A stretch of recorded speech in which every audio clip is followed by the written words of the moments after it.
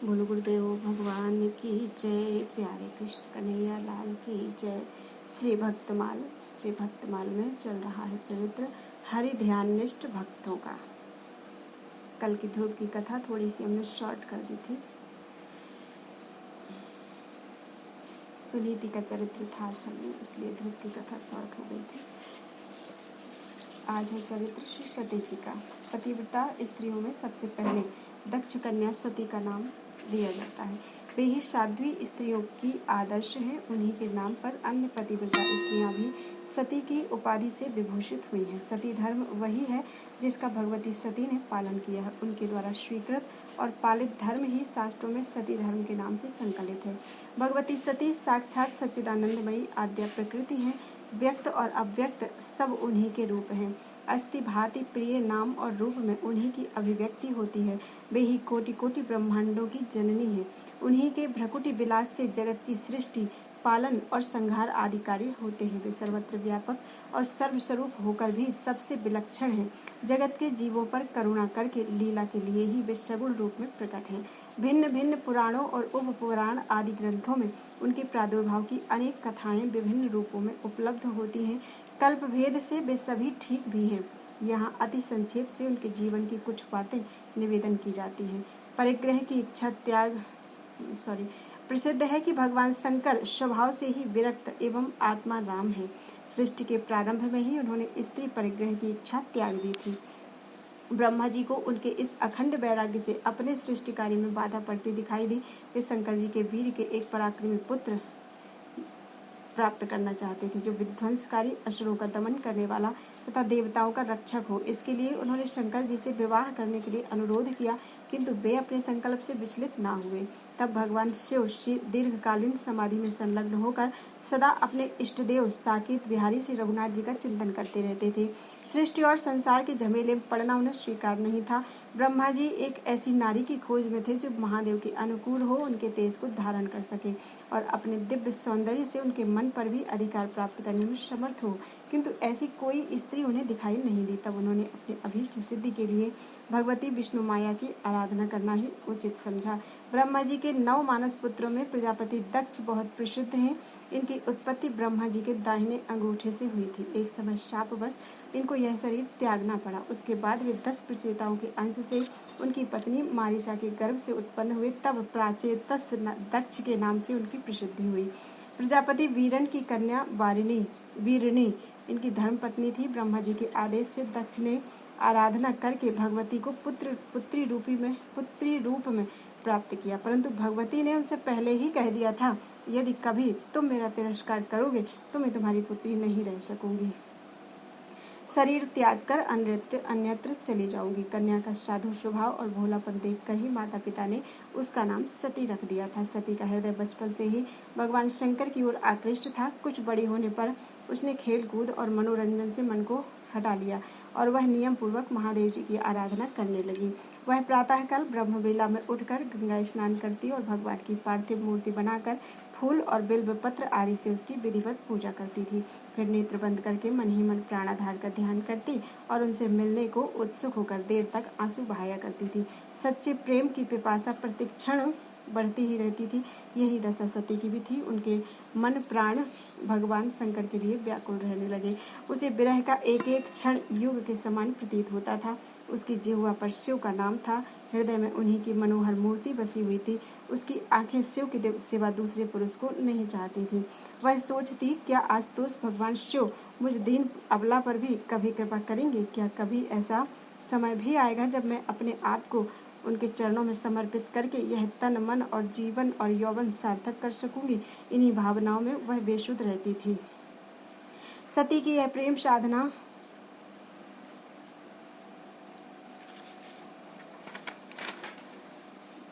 आगे चलकर कठोर तपस्या के रूप में परिणत हो गई। उधर ब्रह्मा आदि देवता भगवान शंकर के पास गए और उनसे असुर विनाशक पुत्र की प्राप्ति के लिए विवाह करने का अनुरोध करने लगे। शिव ने विवाह की अनुमति दे दी और योग्य कन्या की खोज करने को कहा। ब्रह्मा जी ने कहा, महेश्वर दक्ष कन्या सती आपको पति रूप में प्राप्त करने के लिए तपस्या कर रही हैं। वे ही आपके सर्वथा अनुरूप हैं, आप उन्हें ग्रहण करें।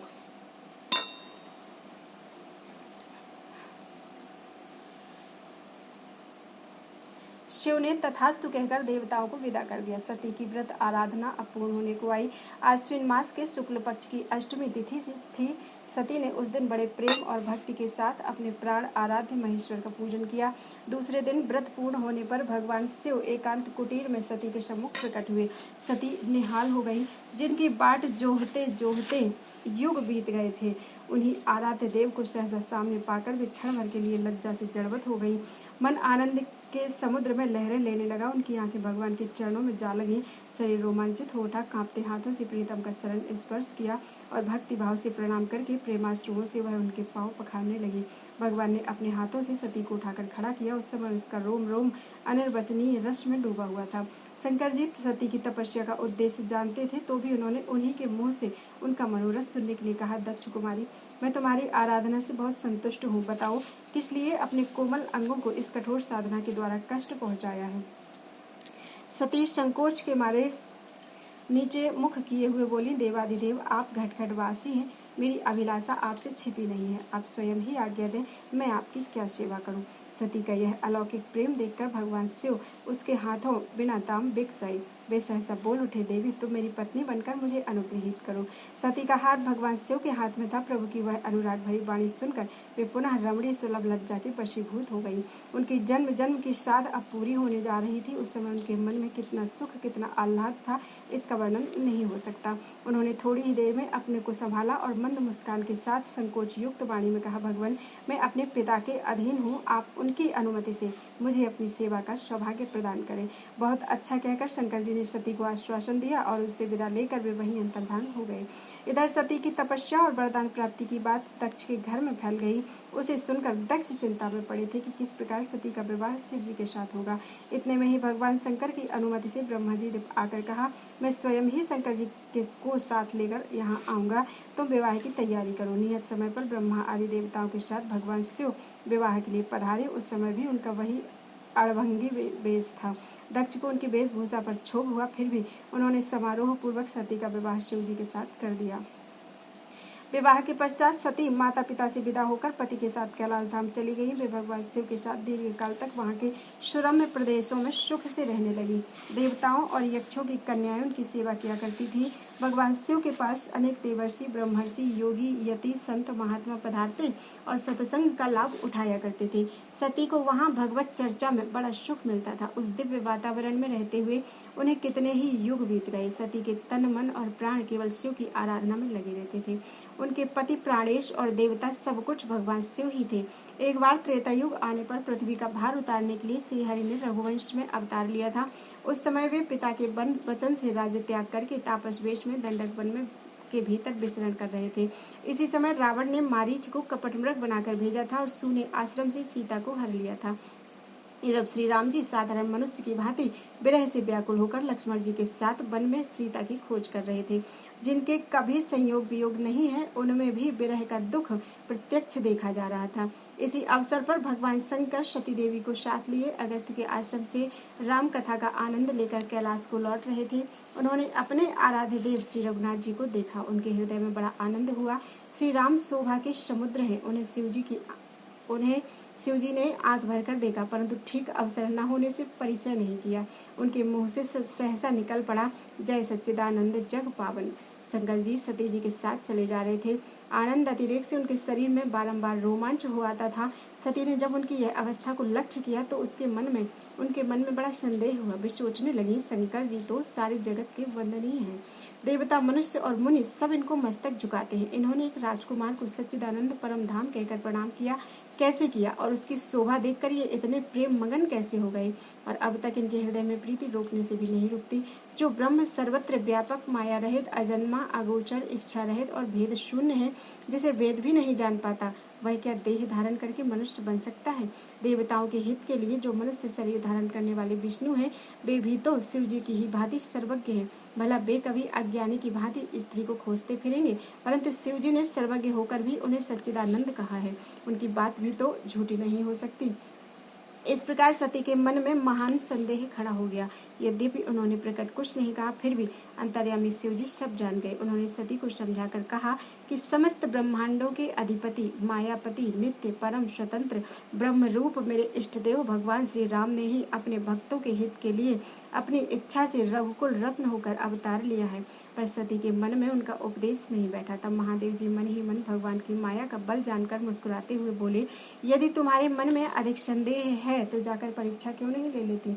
जब तक तुम लौट नहीं आओगी मैं इसी बड़ की छांव में बैठा रहूंगा। भोली भाली सती पर भगवान की योग माया का प्रभाव पड़ चुका था। वे पति की आज्ञा पाकर चली। इधर शंकर जी अनुमान करने लगे, आज सती का कल्याण नहीं है। जो कुछ राम ने रच रखा है वही होगा, तर्क करके कौन प्रपंच में फंसी।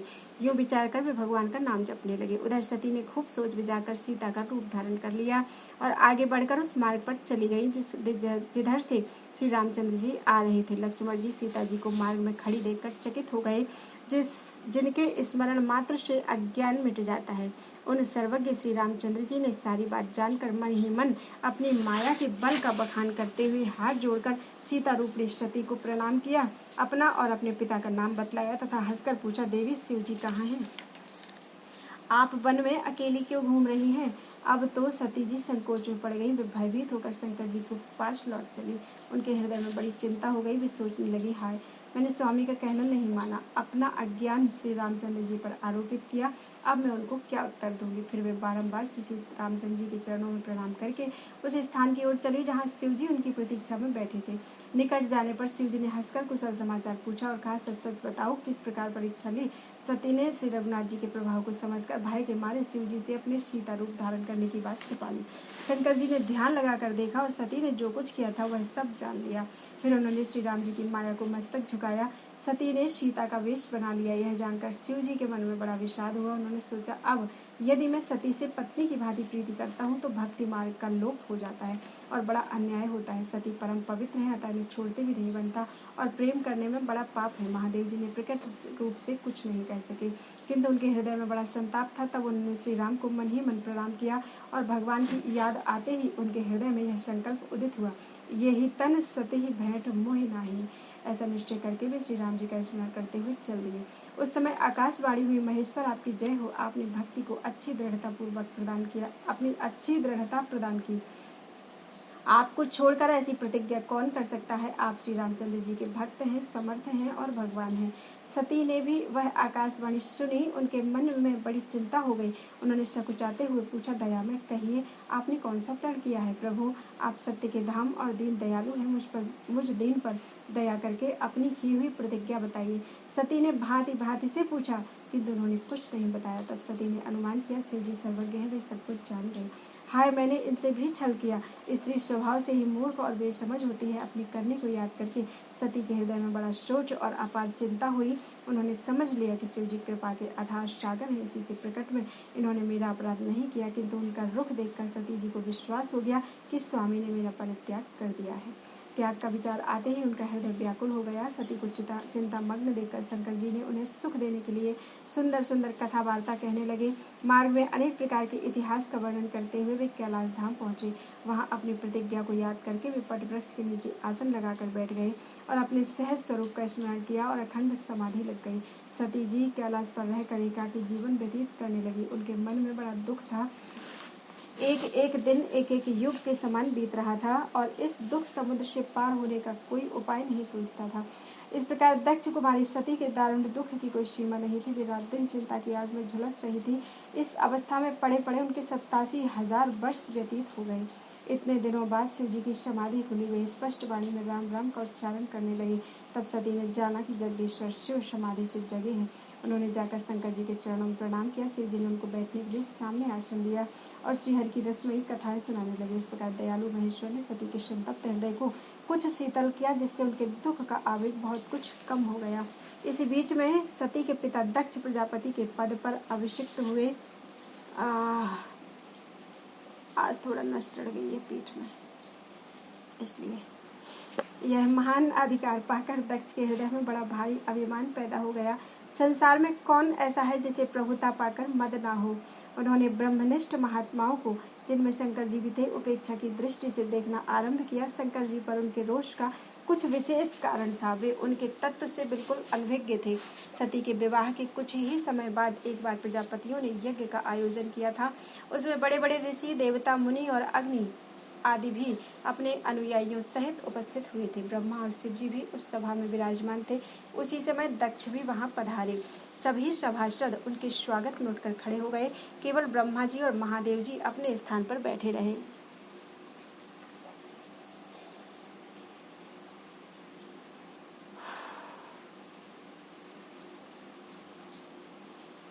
ब्रह्मा जी तो दक्ष के पिता ही थे, अतः दक्ष ने झुककर उनके चरणों में प्रणाम किया। किंतु शंकर जी का बैठा रहना उनको बहुत बुरा लगा। उन्हें इस बात के लिए खेद था कि शंकर जी ने उठकर मुझे प्रणाम क्यों नहीं किया।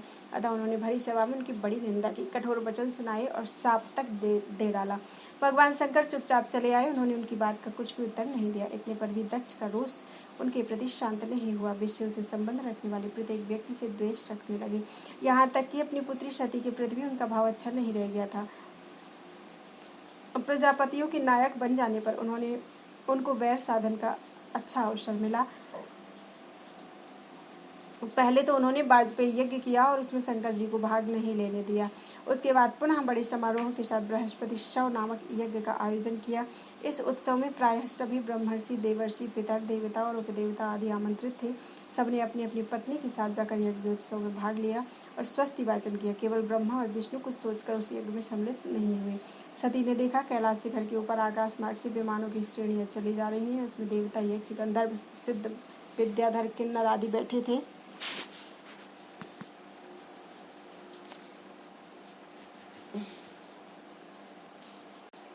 उनके साथ उनकी स्त्रियां भी हैं जो चमकीले कुंडल, हार तथा विविध रत्नमय आभूषण पहने भली भांति सज धज कर गीत गाती हुई जा रही हैं। सती ने पूछा, भगवान यह सब क्या है? ये लोग कहाँ जा रहे हैं? भगवान शिव ने मुस्कुराते हुए कहा, तुम्हारे पिता के यहाँ बड़ा भारी यज्ञ हो रहा है, उसी में ये लोग निमंत्रित हैं। पिता की यज्ञ की बात सुनकर सती को कुछ हर्ष हुआ। उन्होंने सोचा, यदि स्वामी की आज्ञा हो तो यज्ञ के ही बहाने कुछ दिन वहीं चलकर रहूं। यह विचार कर वे भय, संकोच और प्रेम रस में सनी हुई वाणी में बोली, देव पिताजी के घर यज्ञ हो रहा है तो उसमें मेरी अन्य बहनें भी अवश्य पधारेंगी। माता और पिता से मिले मुझे युग बीत गया है, पर इस अवसर पर आपकी आज्ञा हो तो आप और मैं दोनों वहां चले यज्ञ का उत्सव भी देखेंगे, सबसे भेंट मुलाकात भी हो जाएगी। प्रभु, यह ठीक है कि उन्होंने निमंत्रण नहीं दिया, अतः वहां जाना ठीक नहीं है। तथापि पति, गुरु और माता पिता आदि सुहृदों के यहाँ बिना बुलाए भी जाना चाहिए। संभव है भीड़ भाड़ में निमंत्रण देना भूल गए हों अथवा देने पर भी यहाँ पहुँच ना पाया हो। शिव जी ने कहा, इसमें संदेह नहीं कि माता पिता आदि गुरुजनों के यहाँ बिना बुलाए भी जा सकते हैं, परंतु ऐसा तभी करना चाहिए जब वहाँ के लोग प्रेम रखते हों। जहाँ कोई विरोध मानता हो वहाँ जाने से कदापि कल्याण नहीं होता। तुम्हारे पिता मुझसे द्वेष रखते हैं, अतः तुम्हें उनको और उनके अनुयायियों को देखने का भी विचार नहीं करना चाहिए। यदि तुम मेरी बात ना मानकर वहाँ जाओगी तो इसका परिणाम अच्छा नहीं होगा, क्योंकि किसी प्रतिष्ठित व्यक्ति को जब अपने स्वजनों द्वारा तिरस्कार प्राप्त होता है तो वह तत्काल उसकी मृत्यु का कारण बन जाता है। इसके बाद शंकर जी ने बहुत प्रकार से समझाया, पर सती रहना नहीं चाहती थी। स्वजनों के स्नेह का स्मरण करके उनका हृदय भर आया। वे आंखों में आंसू भरकर रोने लगी। तब महादेव जी ने अपने प्रधान पार्षदों को साथ देकर सती को अकेले ही विदा कर दिया। सती अपने समस्त सेवकों के साथ गंगा तट पर बनी हुई दक्ष की यज्ञशाला में पहुंची। मंडप में पहुंचने पर दक्ष ने सती का किंचित भी सत्कार नहीं किया। उनकी चुप्पी देखकर दूसरे लोग भी उन्हीं के भय से कुछ भी न बोले। केवल माता और बहनें सती से प्रेम पूर्वक मिली और आदर पूर्वक उपहार की वस्तुएं देने लगी, किंतु पिता से अपमानित होने के कारण स्वाभिमानिनी सती ने किसी की दी हुई कोई भी वस्तु स्वीकार नहीं की। सती को स्वामी की कही हुई बात याद आने लगी। उस यज्ञ में शिव जी के लिए कोई भाग न देखकर उनका घोर अपमान किया गया था। सती ने इस बात की ओर भी लक्ष्य किया। इससे उनके मन में बड़ा क्रोध हुआ। उनकी भौहें तन गईं, आंखें लाल हो गईं और ऐसा जान पड़ा मानो वे संपूर्ण जगत को भस्म कर डालेंगी। उनका यह भाव देखकर शिव के पार्षद भी दक्ष को दंड देने के लिए तैयार हो गए, किंतु सती ने उन्हें रोक दिया और समस्त सभासदों के सामने इस प्रकार कहना आरंभ किया, पिताजी, भगवान शंकर संपूर्ण देहधारियों की प्रिय आत्मा है। उनसे बढ़कर इस संसार में दूसरा कोई भी नहीं है।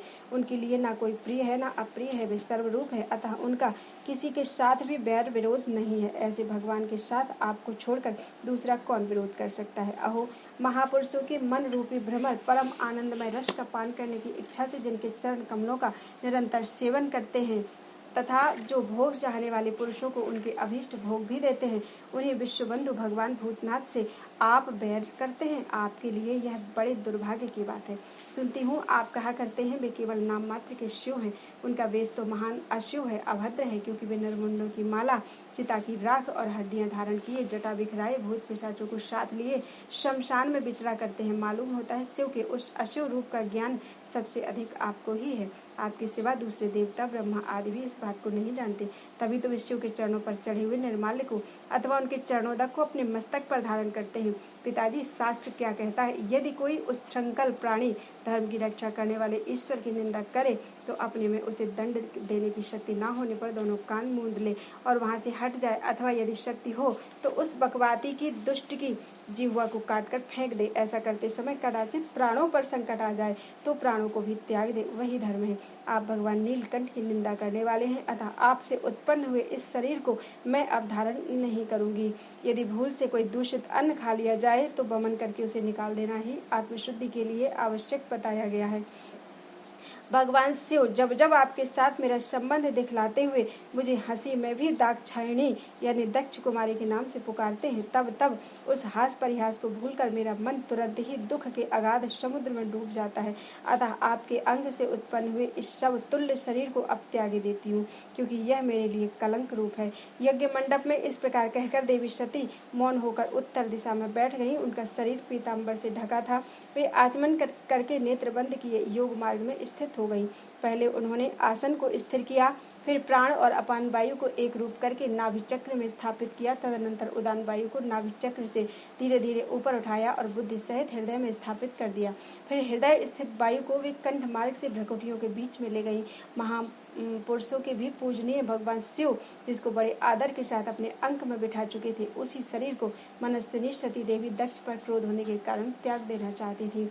अतः उन्होंने अपने संपूर्ण अंगों में अग्नि और वायु की धारणा की। इसके बाद वे अपने स्वामी जगत गुरु भगवान शिव के चरणारविंद मकरंद का चिंतन करने लगी। उसके सिवा दूसरी किसी वस्तु का उन्हें भान नहीं रहा। उस समय उनकी वह दिव्य देह जो स्वभाव से ही निष्पाप थी, तत्काल योगाग्नि से जलकर भस्म हो गई। इस प्रकार पति प्राणा सती की अलौकिक लीला समाप्त हुई। उन्होंने जीवन भर सदा ही तन मन प्राण से अपने पति भगवान शिव की सेवा और समाराधना की थी। अंत में भी उन्हीं का चिंतन करते करते प्राण त्याग दिए। मरते समय भी उन्होंने भगवान से यही वर मांगा था कि प्रत्येक जन्म में मेरा भगवान शिव के ही चरणों में अनुराग हो। इसलिए वे पुनः गिरिराज हिमालय के यहाँ पार्वती के रूप में प्रकट हुई और भगवान शंकर को ही पति रूप में प्राप्त किया।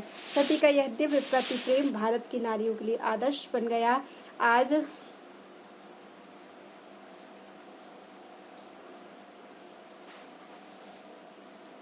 घर घर में सती पूजा की जो प्रथा चली आती है, उसमें दक्ष कन्या सती के प्रति ही भारतीय नारियां अपनी श्रद्धा और भक्ति अर्पित करती हैं। सती जी भगवान शिव के लिए ही उत्पन्न हुई थी, उन्हीं की सेवा के लिए जीवित रहीं और उसी में बाधा पड़ने पर उन्होंने फिर उन्हीं को संपूर्ण रूप से प्राप्त करने के लिए उन्होंने अपने शरीर को त्याग दिया।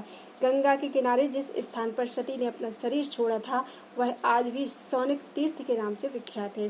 बोलो दुर्गा मैया की जय, सती मैया की जय, प्यारी कृष्ण कन्हैया लाल की जय।